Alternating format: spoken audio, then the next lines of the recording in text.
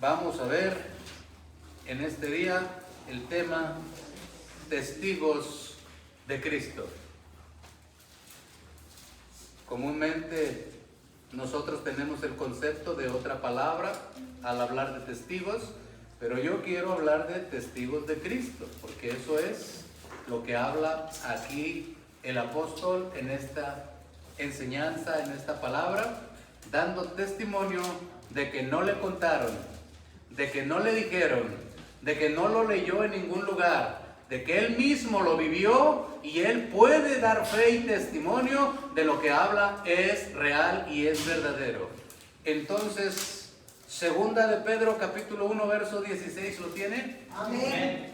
Bien, dice así la palabra de Dios: porque no os hemos dado a conocer el poder y la venida de nuestro Señor Jesucristo siguiendo fábulas artificiosas, sino como habiendo visto con nuestros propios ojos su majestad.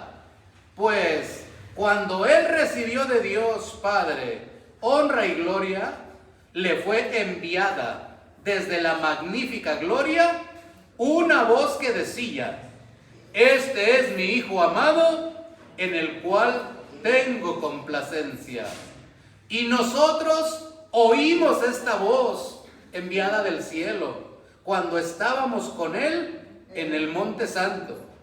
Tenemos también la palabra profética más segura, a la cual hacéis bien en estar atentos como a una antorcha que alumbra en lugar oscuro, hasta que el día esclarezca y el lucero de la mañana salga en vuestros corazones. Aleluya. Hasta ahí dejamos la escritura, hermano, y vamos a meditar. Ocupe su lugar, por favor. Vamos a meditar en este tema, testigos de Cristo. Aleluya. Por la mañana veíamos cómo es tan fácil, ¿verdad?, hoy en día levantarse y declarar que yo tengo la verdad. ¿Verdad que sí? Cualquier iglesia, cualquier denominación, aun cuando enseñe cosas distintas, todas y cada una de ellas se levantan declarando y diciendo: yo tengo la verdad. Y yo le quisiera declarar cuál es la verdad. Se llama Jesucristo. Amén. Amén. El único que pudo declarar: yo soy el camino, yo soy la verdad y yo soy la vida. Y aunque muchas personas se atribuyan el privilegio de enseñar verdad, solo quien enseña la doctrina de Jesucristo estará enseñando la verdad. Y solo aquel que entre a la salvación por el sacrificio de Cristo, porque Él es el camino al Padre, también llegará a la salvación. Porque la palabra no lo advierte y dice claramente que hay caminos que al hombre le parecen rectos. Por eso es que miramos los esfuerzos del ser humano tratando de alcanzar la salvación por medio del dolor corporal, del dolor físico, de sacrificios, de esfuerzos sobrehumanos, cuando eso no es lo que indica la Escritura, que es el camino. El camino ya fue trazado. Jesucristo, en su sacrificio en la cruz del Calvario, abrió el camino angosto y estrecho para que usted y yo podamos llegar a la salvación, y ya no hay ningún otro esfuerzo humano que pueda comprar, pagar o hacer posible la salvación del ser humano. Solo Cristo Jesús, como verdad, como camino y como vida eterna, es el que nos brinda la seguridad de poder dar testimonio con toda franqueza y firmeza de que Cristo Jesús es la salvación nuestra.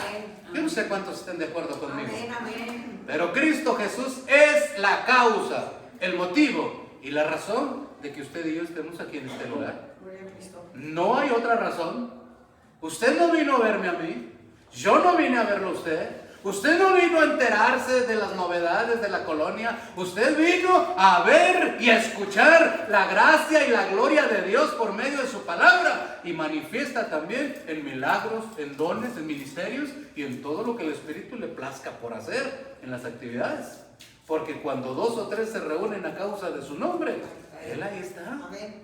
Él ahí está, y yo creo que Él está aquí. Sí, amén. Está escuchando lo que digo, está viendo lo que hago. Por eso trato de guardarme como dijo el salmista, que los dichos de mi boca y la meditación de mi corazón te sean agradables, sean gratos delante de ti, porque Él, aunque no hablemos, conoce lo que pensamos. Amén. Y aunque no actuemos, sabe lo que queremos hacer. Por eso dice que discierne las intenciones del corazón. De manera que si Él nota, Él ve, Él conoce que nuestro deseo es honrarlo, que nuestro deseo es venir y cantarle con todo nuestro corazón, que nuestro deseo, aunque no traigamos nada que ofrecerle en nuestro bolsillo, es venir y dar de gracia lo que de gracia se recibe, que es gozo, que es júbilo, que es paz, y lo traemos para compartirlo a los demás. Él se da por bien recibido. Gloria al Señor. Y como todos nosotros entendemos lo que dice el Salmo 100, que le sirvamos a Él con alegría y que vengamos ante su presencia con regocijo, entonces estamos completos, porque si viniéramos tristes, nos mandan a hacer oración, hermano. Pero como venimos alegres, los alegres cantamos alabanzas y nos gozamos porque la presencia de Dios se hace sentir. Yo no sé si usted lo logró Aleluya. sentir hace unos momentos, pero Él andaba aquí y anda aquí. Amén. Pero claro, como Él se mueve en medio de la alabanza de su pueblo, pues en la alabanza es donde más se nota, es donde más se percibe que Él se mueve por ahí entre nuestras sillas. Andaba moviéndose, haciendo no sé qué, pero andaba haciendo. Él lo declaró un día: mi padre hasta hoy trabaja y yo también trabajo. De modo que, hermano, no se sorprenda que en algún momento usted tenga una respuesta que por mucho tiempo estaba esperando y de pronto le llegó. Tal vez ni se enteró que hoy le llegó la respuesta. 21 días tardó en llegar la respuesta a Daniel cuando estaba orando y alguien se lo impedía, pero cuando llegó la respuesta, Daniel también recibió la confirmación. Usted recibirá la confirmación, hermano, y va a ver cómo cuando Dios está con usted, no hay nadie que esté contra usted. ¿Por qué? Porque es verdad. Él es la única verdad y no es una verdad relativa. ¿Será o no será? No, es una verdad absoluta. Dios es Dios, de Él procede todo, creador del cielo, la tierra, lo que se ve, lo que no se ve, les guste o no les guste a algunos, Dios sigue siendo Dios, es absoluto y no hay discusión.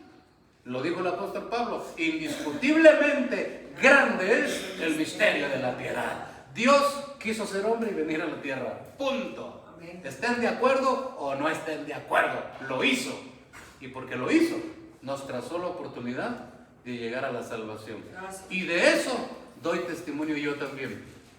Porque antes era algo indeseable y hoy no puedo ser lo que ya no soy.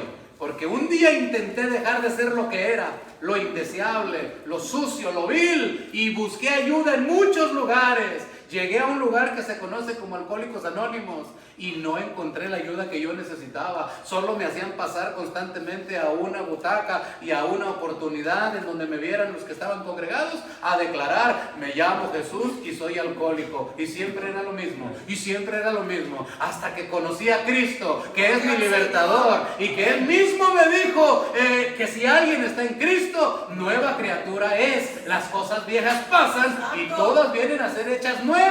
Ahora con toda firmeza puedo decir: me llamo Jesús, era alcohólico porque las cosas viejas pasaron, ahora me llaman cristiano. Gloria al Señor. Aleluya, tal vez. Y a saber cómo más me digan. Pero hermano, alcohólico ya no soy. Gracias a Dios. 20 y tantos años tengo, para gloria de Dios, que no soy alcohólico. Y eso es lo que Dios hace. Y es una gran verdad.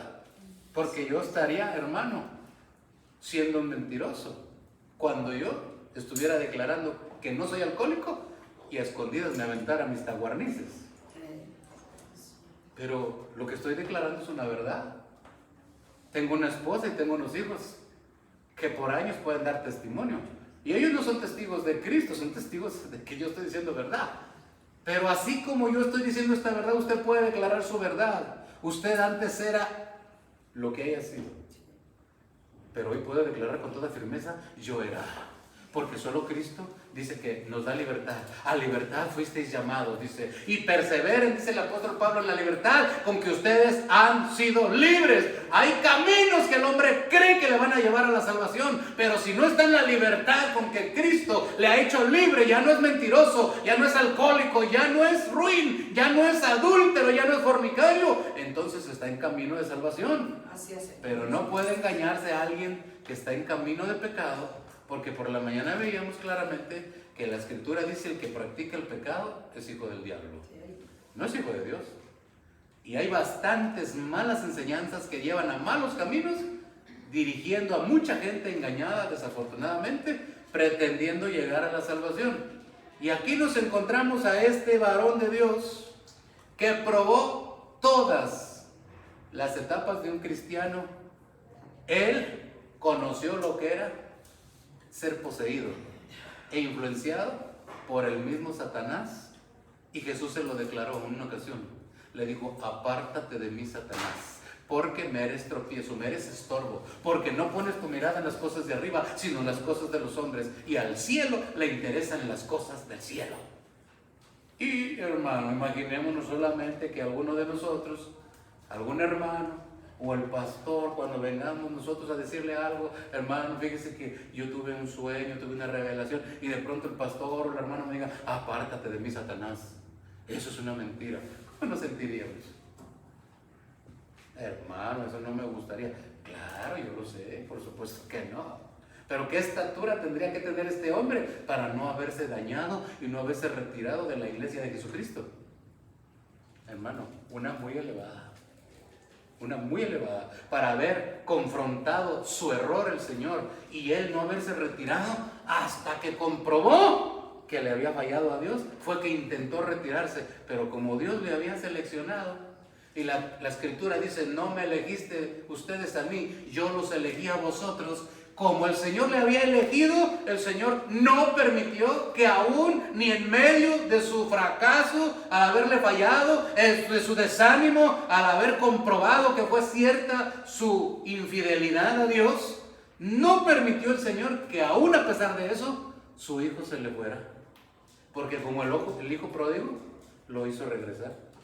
Aunque Pedro andaba de lejos, Pedro en su humanidad pretendía separarse de Dios, pero Cristo en su plan pretendía hacerlo regresar. Y claro que Dios siempre vence, que Dios siempre logra lo que se propone.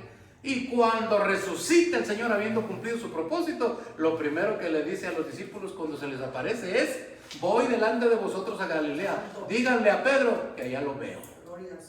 ¿A quién? A Pedro. Señor, pero Tomás, mira que también medio creía. Quiero a Pedro. Tomás no tiene problemas que tiene Pedro. Pedro ya se descalificó al solo. Y eso es lo que hace el Señor con nosotros.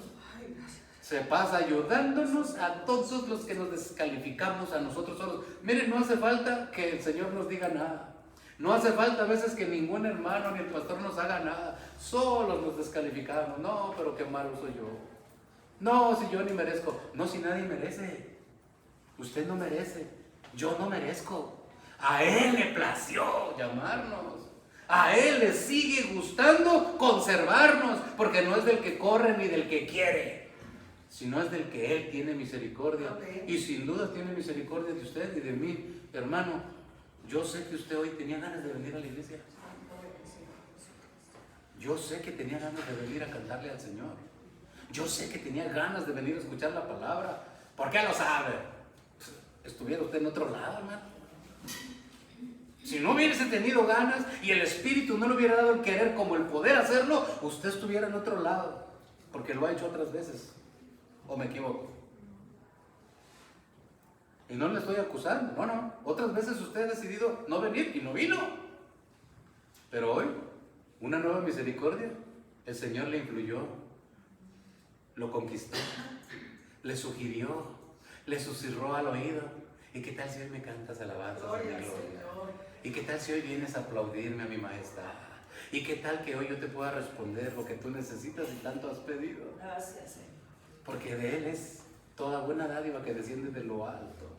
Y eso es lo que nosotros siempre debemos de estar a la expectativa, esperando la contestación del cielo. Cuando el día de la transfiguración, hermano, estoy seguro, ninguno de los que estuvieron ahí presentes lo esperaban.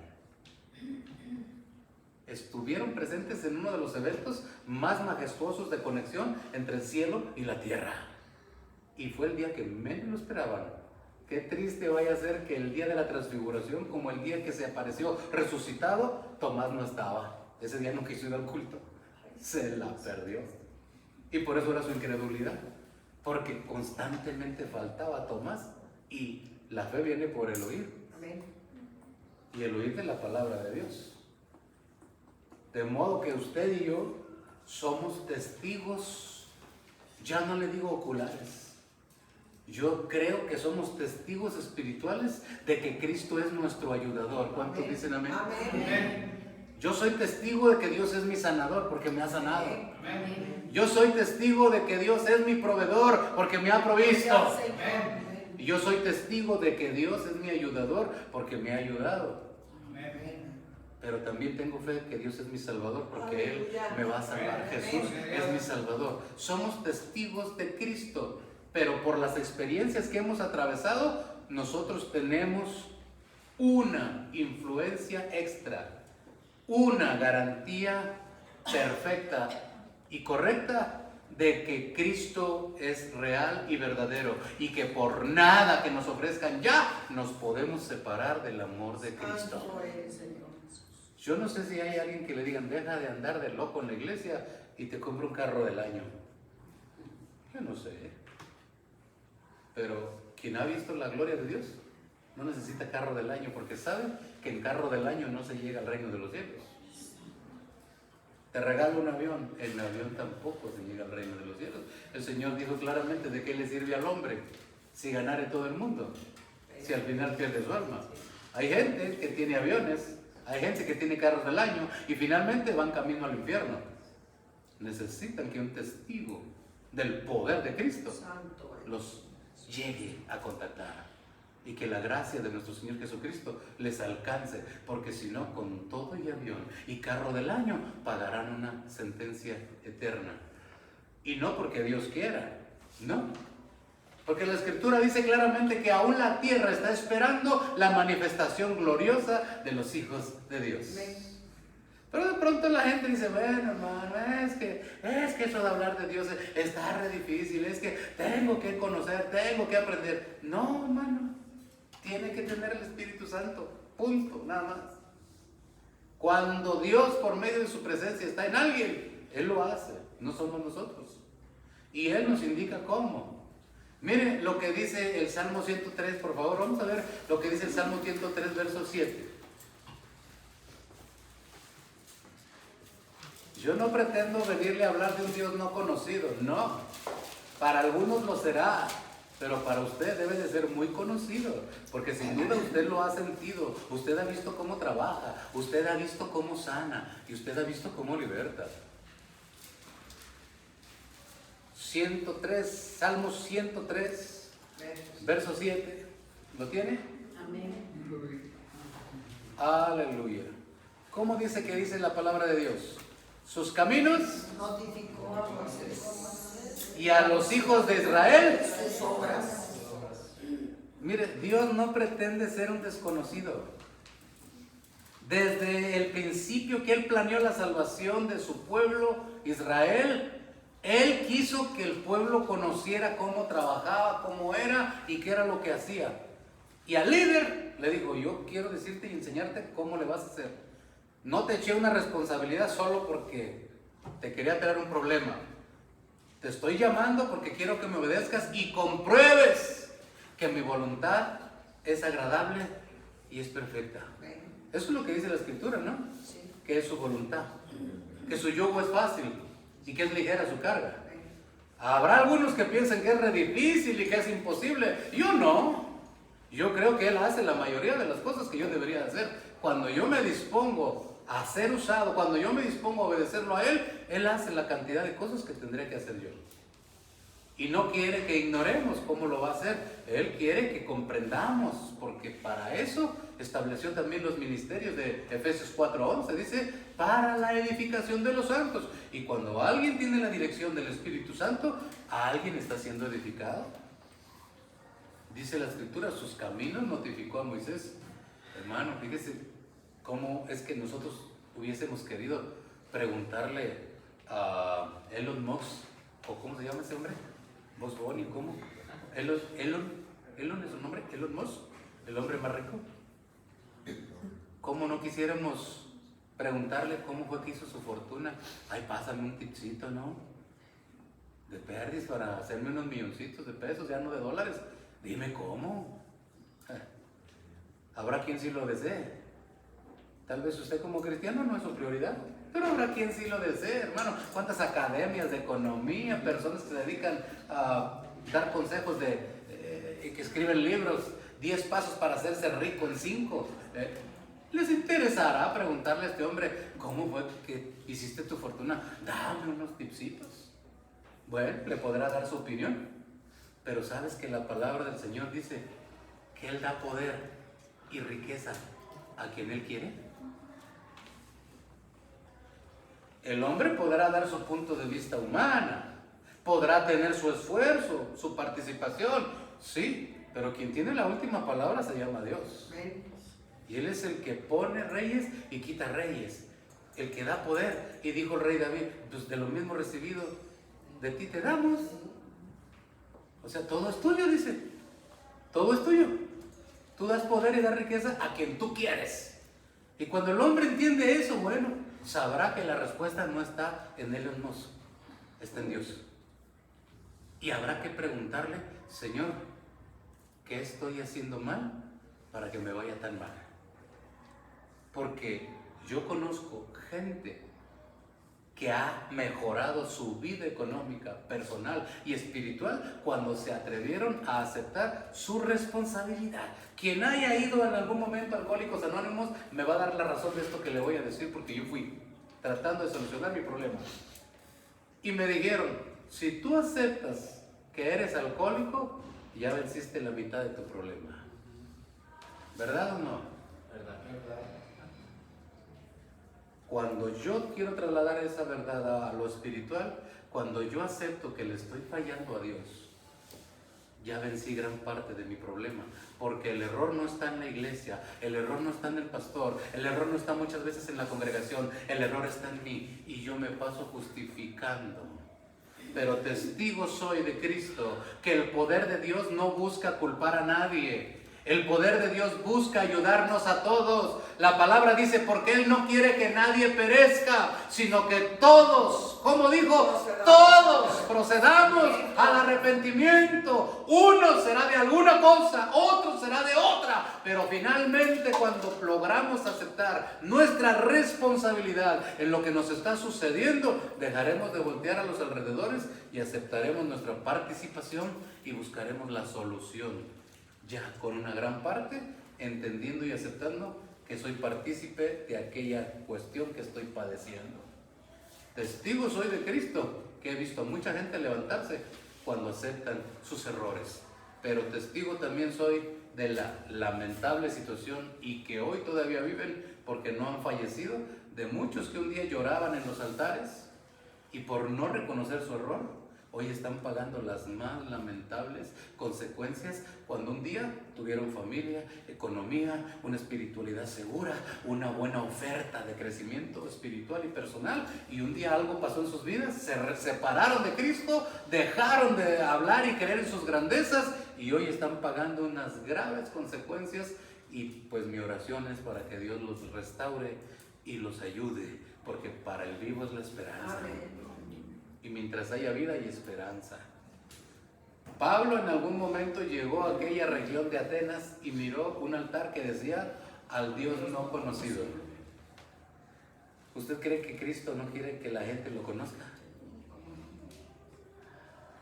Pero pareciera que hoy en día a la cristiandad le dicen no hables de Cristo. Pareciera que la instrucción es totalmente al revés, porque cada vez más la gente quiere menos hablar de Cristo. Quiere hablar de la guerra, quiere hablar de la carestía que viene, quiere hablar de los animales que caminan en círculo, quiere hablar de cantidad de cosas, quiere hablar. No quieren hablar de Cristo, su cercanía y la salvación que está a punto de terminarse aquí en la tierra. Pero testigos somos de Cristo, pero también responsables de esa actividad que se nos puso sobre los hombros a la iglesia. Dijo el Señor: y recibiréis poder cuando haya descendido sobre vosotros el Espíritu Santo, y me seréis testigos en Jerusalén, en Samaria y hasta lo último de la tierra. Testigos de Cristo, no testigos de Rayo Vale,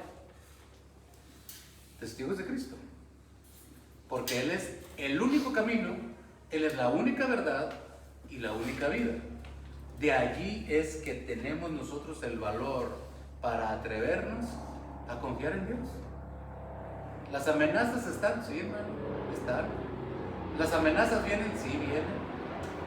Pero la Biblia tiene grandes ejemplos, porque lo que antes se escribió, para nuestra enseñanza se escribió. La Biblia tiene grandes ejemplos de hombres y mujeres bíblicos que fueron amenazados. Algunos tuvieron que ir directamente a los sacrificios, a los castigos, y aún así fueron libertados, porque si pasaron por las aguas no se anegaron, y si pasaron por el fuego no se quemaron. Dios fue su libertador, como lo ha sido hasta el día de hoy. Y yo ya quisiera ver a alguno que se dice cristiano, que de pronto, hermano, me dice que no viene a la iglesia porque se le rasgó el hilo de la media, cuando tengan que amenazarle su vida por ser cristiano. Ya lo quisiera ver. Pero la Escritura dice claramente en el libro de Apocalipsis algo que nos debe de alentar. Santo, poderoso. Y dice: y a la esposa se le ha concedido. Gloria al Señor. Como diciendo el Señor, no merecía, porque tiempo tuvo, pero se le concedió. Rogó, clamó, y lo escuché.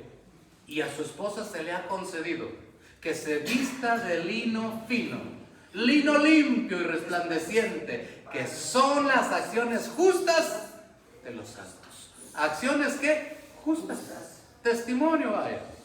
Está hablando el Señor de testimonio, de obediencia a su palabra, para ser un testigo fiel de Cristo, de su poder, de su gracia, de su misericordia.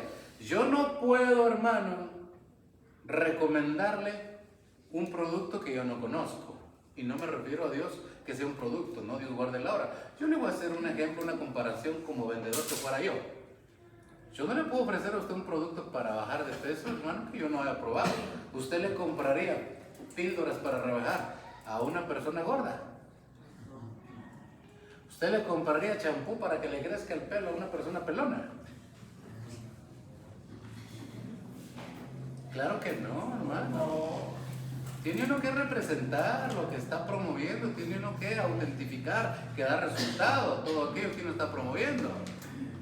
¿Y cómo pretenden los cristianos demostrar que Cristo salva, sana, liberta, cuando viven una vida derrotada? Cuando viven una vida de vergüenza, cuando viven una vida sin fe. ¿Y qué va a hacer? ¿Y cómo le va a hacer? ¿Y de dónde? ¿Y a qué horas? ¿Y cómo? Hermano, eso es algo que se cultiva, no le digo que sale de la noche a la mañana. En algún momento usted y yo tendremos que estar ejercitando la fe porque va a ser probada. Pero no vaya a ser que al momento de probar la fe vayamos a tronar.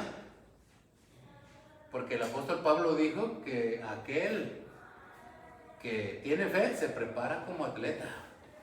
Y un atleta no comienza corriendo 5 kilómetros. Un atleta comienza corriendo primero unas calles, unas manzanas. Y luego ya cuando va dominando y puede más, sigue corriendo más. Porque eso es lo que dice la palabra que tienen que hacer los creyentes, que tienen que ir de poder en poder, hasta mirar a Dios en Sion. Hoy pueden orar 5 minutos. Hermano, yo recuerdo que alguien me dijo un día: hermana, es que a mí se me dificulta orar. ¿Por qué? Es que a los 5 minutos ya no tengo que decir. Ay, me haya dicho. Ay, tengo un listón de cosas que me ayude a pedir, hermano. Hermano, pero es que eso lo tiene que salir algo de aquí, ¿no, hermano? No se zafe. Ayúdeme. hermano, eso de orar a la carne no le gusta. Pero ¿sabe por qué no le gusta? Porque el diablo sabe que el día que usted se determine a orar, usted entra en comunión con el Espíritu Santo. Y cuando el Espíritu Santo está en comunión con usted, usted tiene poder. Y usted puede ser testigo a Jerusalén, a Talpita, al centro de Guadalajara o a donde Dios le mueva a usted a ir. Yo no sé por qué la gente tiene tanto apego a decir, hermano, yo fui a Tierra Santa. No, si la Tierra Santa no le sirve a usted ni para lavar los trastes. El que le sirve es el santo que caminó en aquellas tierras. Pero la gente tiene tanto apego y se ufana tanto de decir, yo fui a Tierra Santa. ¿Y de qué le sirve si no ha llegado la santidad a su vida? Testigos somos de Cristo, que solamente el santo que nos pide, el mismo apóstol que escribió esta carta, sean santos como Él es santo. Dice verdad, sin santidad nadie verá al Señor. Y este asunto es importante para estos últimos tiempos, hermano. Las iglesias están viviendo un caos. Ahora se está enseñando lo que, hermano, usted no se imagina. ¿Sabe qué es lo que están haciendo en los altares? Están enseñando hasta aeróbics, hermano. ¿Por qué? Porque no tienen palabra que dar. Porque no tienen espíritu que respalde la iniciativa de procurar la salvación de los justos, de los santos. O no tienen el valor de declarar verdades que a muchos les hacen chillar los dientes.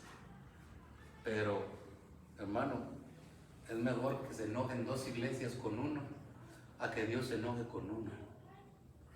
Porque si dos iglesias se enojan con uno, Dios puede levantar una tercera si es necesario. Pero si Dios se enoja con uno, no hay iglesia que te salve. No hay gente que te eche la mano. Cuando la ira de Dios está sobre ti, por ser un falso, por ser un mentiroso, por ser un manipulador, ya no hay fuerza que te pueda ayudar. Y es preferible mejor decir la verdad, porque Dios no procura hacernos daño. Nunca lo ha querido ni lo ha procurado. Así es como piensa el adolescente, y por eso se llama adolescente, porque adolece hasta de lo más básico que es el entendimiento. Un adolescente piensa que el padre le busca un daño cuando le dice no llegues más de las 10 de la noche.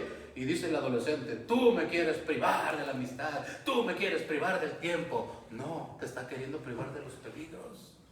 Pero es difícil entenderlo porque en la etapa que estás viviendo no es de madurez y no te deja entender. Así un creyente, cuando escucha un mensaje de la palabra del Señor que siente, que le duele, que le molesta, que le irrita, el pastor es un duro. Tal vez estemos en la adolescencia y lo que necesitamos es madurez. Porque testigo soy de Cristo, de gente que con 50 años en la espalda de cristianismo ya no quiere saber nada de Cristo. Un día se pararon en el altar diciendo 50 años y véanme. Disculpen la comparación, pero un día esa misma jactancia lo vi en un drogadicto. Un drogadicto, habiéndose tomado 7 pastillas para dormir y tomando cerveza y vino, un día se jactaba delante de nosotros diciendo 7 y véanme.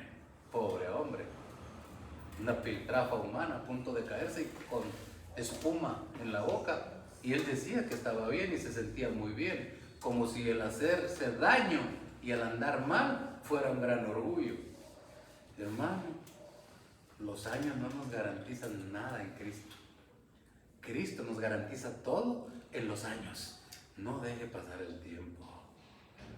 Testigo soy de Cristo, que la palabra, cuando la dejamos trabajar, nos va forjando. Pero, hermano, alguien me dijo un día, hermano, es que yo soy bien dadivoso. ¿Cómo así, hermano? Sí, hermano. Cada que predican duro, hermano. Qué bueno que vino de adelante. Eso es para él. Qué bueno que vino de un lado. Eso es para él. Es que vienen bien dadivosos muchos hermanos. ¿No los ha visto usted? A mí hasta a veces me lo han comentado. ¿Por qué no vino el hermano tal? Se la perdí, este era para él. Y yo se queda limpio. Pero la palabra dice que la palabra es viva y eficaz. Es cortante, a veces molesta, irrita, pero trae fruto, trae fruto. Y eso es lo importante, que la palabra no regrese vacía, porque la palabra nunca regresa vacía. Si no es contigo, va a ser con otro. Si no es con el de adelante, va a ser con el de atrás. Y tú pensabas que era el que no estaba aprovechando, y al parecer el que no aprovecha soy yo. Pero hermano, cuando el Espíritu Santo comienza a hacer la obra, nadie la para. El profeta Elías, cuando fue perseguido, hermano, como está a punto de ser perseguida la iglesia, se llevó toda su verdad hasta el monte Oreb, donde llegó allá a confrontarlo al Señor. ¿Qué haces aquí? Tú tenías un llamado, tú tenías un ministerio. Sí, Señor, pero es que mira, tuve que correr porque a todos tus testigos los mataron a espada. Ya no dejaron ningún altar, solo quedé yo, hijo. No, Dios nunca se queda solo. Y allí en esa cueva el Señor le dio una gran lección. Allí primero dice la Escritura que el Señor le hizo recordar, ya que Elías simboliza la ley en la transfiguración. Elías simboliza la ley, a los profetas, y Moisés a la ley. Y en la transfiguración estuvieron ellos dos. Pero aún siendo representantes de los profetas, uno de los más grandes profetas que tiene la historia bíblica siendo Elías, no atinó a la manifestación que Dios le estaba pasando enfrente de él, o más bien dicho, no cayó a la primera porque él sabía quién era Dios.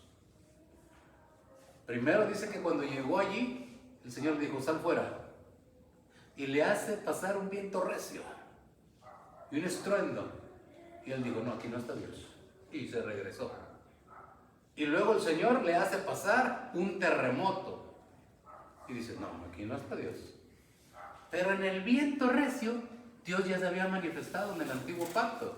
Cuando corrió la plaga de la tierra de Egipto de las langostas, dice la Escritura que hizo soplar un viento tan fuerte que barrió a todas las langostas, no dejó ninguna. Y Elías hubiera podido decir, ahí viene Dios, yo ya lo he visto manifestarse allí, y no cayó. Y luego en el terremoto, cuando la presencia de Dios descendía al monte Sinaí, hacía temblar toda la tierra. Fácilmente Elías hubiese podido decir, ahí viene el Señor, aquí estoy, heme aquí. Y no. Después, dice la Escritura, que hizo el Señor pasar un fuego. Y en el fuego también Elías ya había salido de ese fuego. Moisés lo miró. Un fuego que ardía y no se consumía. Un fuego que hacía humear el monte Sinaí también. Y Dios como fuego consumidor, este hombre lo sabía, pero tampoco cayó. Y después dice la palabra que viene un viento solano, apacible, un silbido, tranquilo, chiquito, no muy largo. Y dice, aquí viene el Señor. Y si era cierto. ¿Quién le hizo conocer a ese hombre esa verdad? Si no hubiera estado conectado con el Espíritu de Dios, aún cuando desobedeció y corrió con temor a la muerte, aún ahí tenía el respaldo de Dios, la revelación de Dios, y le hizo entender cuando Dios estaba presente, cuando había otras manifestaciones que lo hubiesen podido engañar. En este final de los tiempos va a haber muchas manifestaciones que nos van a pretender engañar, y usted y yo tenemos que hacer uso no de lo que sabemos, no de lo que conocemos, del Espíritu Santo, que es que nos lleva a toda verdad y a toda justicia, para poder saber cuándo nos están engañando. Porque hay mucha gente engañada que cree que se va a salvar y es una mentira. Lo están manipulando con la misma Biblia. Por la mañana lo veíamos, con la misma Biblia. Iglesias a reventar, celebrando actividades paganas, creyendo que van al reino de los cielos, y es una mentira.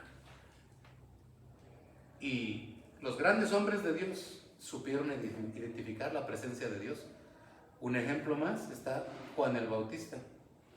Hermano, si a usted y a mí en estos momentos se nos presenta una paloma, hermano, a resorterazos la queremos agarrar. Pero en aquel día, una paloma descendió sobre el bautismo de Jesús y Juan, en campo abierto, al aire libre. Era más natural que se manifestara una paloma allí a que se manifestara en un lugar cerrado. Pero, ¿qué tenía que haber tenido ese hombre de Dios para discernir? Este es el Espíritu Santo. Y para declarar inmediatamente, detrás de mí viene uno que les va a bautizar con Espíritu Santo y fuego. ¿Qué debería de haber tenido ese hombre por fuerza? El Espíritu Santo. Desde los días de Noé ya había trabajo con palomas. En el diluvio dice la Escritura que Noé mandaba una palomita. Y de pronto pues se volvió a regresar porque no había dónde quedarse. Y cuando regresó con unas hojitas de olivo. Y eso simboliza mucho para ti y para mí. Desde aquellos días de juicio del ser humano, Dios nos mandó un mensaje de gracia y de misericordia para ser testigos de Cristo. Desde allí, cuando la palomita regresó con las hojas del olivo en su pico, estaba diciendo: la unción del Santo les va a hacer a ustedes más que vencedores. Gloria a Dios. No me quedé allá porque quería traerles las buenas nuevas del Evangelio, que eso es lo que significa el Evangelio. Las buenas noticias. Si el animalito hubiese querido, se queda en el olivo y ya no regresa. Pero el plan de Dios es que regresara a dar las buenas noticias. Así como regresaron un día tu pariente, tu ser querido, tu conocido, a darte las buenas noticias de que Cristo vive, de que murió por tus pecados, no para hacerte feliz, murió por tus pecados, para evitarte y evitarme ir al infierno. Esa es la gran verdad de los buenos evangelistas. Decirle a la gente: Cristo murió por tus pecados. No murió para hacerte feliz ni para arreglar tu matrimonio. Si quiere lo hace porque lo puede hacer. Pero mayormente murió para evitarte ir a la condenación a ti y a mí. Y esa palomita que envió Noé trajo esas buenas noticias. Y ya no regresó, dice, la envió la última vez Noé y la palomita ya no regresó. Y alguien dirá: ¿dónde quedó esa palomita? Se quedó en tu vida. Se quedó en mi vida. Es el Espíritu Santo de Dios que todavía no ha sido llamado a retirar la salvación de esta tierra. Y todavía hay oportunidad y todavía hay esperanza para tu familia, para tus hijos, para tus padres, para tus seres queridos, para tus conocidos, para todos aquellos a quien tú tengas el valor de hablarles de Cristo, de su salvación y de su misericordia. Y tú tienes todavía la potestad de ser testigo de Cristo. Porque no eres tú, es Él. Cuando Él decide hablar, no hay ni quien te frene. Y creo que tú en alguna parte lo habrás experimentado. Sí, tú ni sabías lo que estabas diciendo, te soltaste hablando, y al final le mencionaste casi toda la Biblia y tú ni te la sabías. Es Dios que estaba en ti, usándote para hacer la obra que quiere que hagas cuando ya tengas conocimiento y entendimiento. Que necesario es hacer las buenas obras. Las malas ya vienen en el paquete que traíamos cuando nacimos, pero las buenas hay que aprender a hacerlas. Y una de ellas es dar testimonio del poder, del amor y la misericordia de Cristo para todos los que quieran aceptar su sacrificio. Póngase de pie, por favor.